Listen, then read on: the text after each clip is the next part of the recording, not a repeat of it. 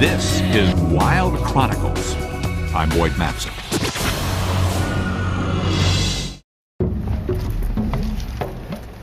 This is one of the places where the elephant population has actually increased in recent years.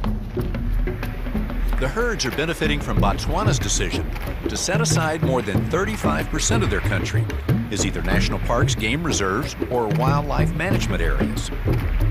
But the elephants are also doing well because of their own ability to attract tourists and their dollars.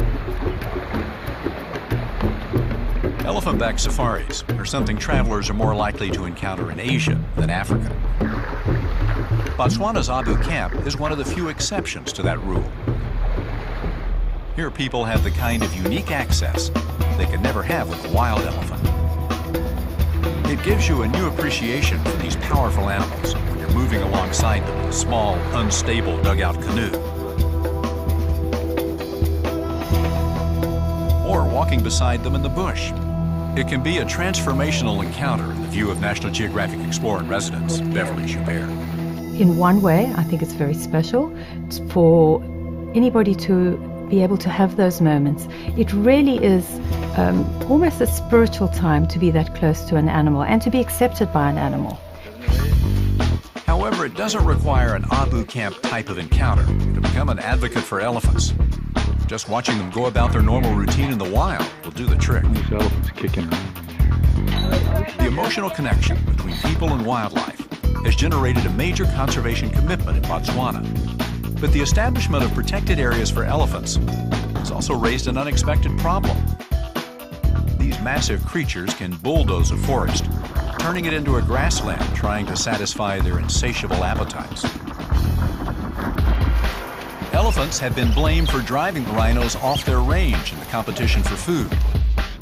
In parts of Botswana, they are venturing onto farmland, destroying crops and reigniting the kind of conflict with humans that elephants never win. One proposed solution is culling, a polite way of saying killing a few to save the many. I think that there are far better ways to manage animals than to oil up the guns and bring them out and start shooting them. We have a lot of elephants, but I think that's the ideal situation. I don't think there are too many elephants there. We have to be more inventive now, and we are more inventive. Derek is a proponent of wildlife corridors that offer elephants safe passage between parks. If herds are allowed to roam freely, he believes it could help solve the problem of fenced-in parks becoming, in effect, overpopulated islands. The survival of elephants ultimately depends on people falling in love with them, being willing to spend considerable amounts of money to see them and take their picture.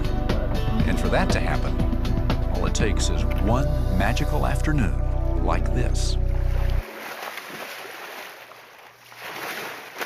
For almost an hour, I watched enthralled while 4 young males and 2 older females splashed around like kids in a backyard swimming pool. You know, elephants have all of the characteristics that we really admire. So they have that playfulness within them. They have a sense of mischief. You know, if you see elephants down at the waterhole flying around, you know, swimming around and splashing, that's just what they're doing. They're having fun. Some of this behavior is typical role-playing for young males, according to National Geographic grantee Caitlin O'Connell-Rodwell. You'll see a lot of young bulls kind of testing and experimenting with other young bulls. They'll do what's called a pre-mount, where they'll take their trunk coming from the back of the other bull, lie it on the top of their back. So that would be called a pre-mount, and sometimes even put their front legs, stand up and mount the other young bull. But it's all in play, and the other one will sort of run off, and then they might do it again.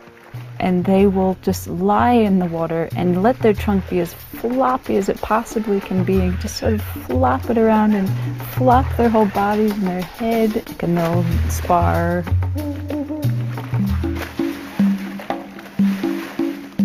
But then, a couple of the elephants did something that neither Caitlin nor I had ever seen before.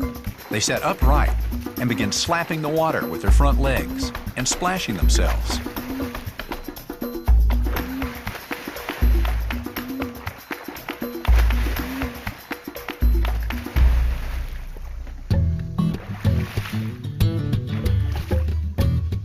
The eternal dilemma, finding a way for humans and animals to coexist. Maybe one answer is to throw a few more pool parties like this one.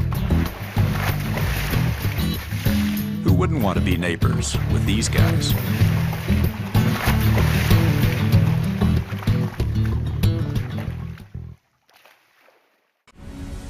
Sponsored by the My Wonderful World campaign. Join us today and help give kids the power of global knowledge. Sponsored by National Geographic Mission Programs, taking science and exploration into the new millennium. Sign up now at mywonderfulworld.org and receive our free newsletter and resources. Join more than 80,000 people and lend your voice to call for better geography education, because kids who understand our world today can succeed in it tomorrow.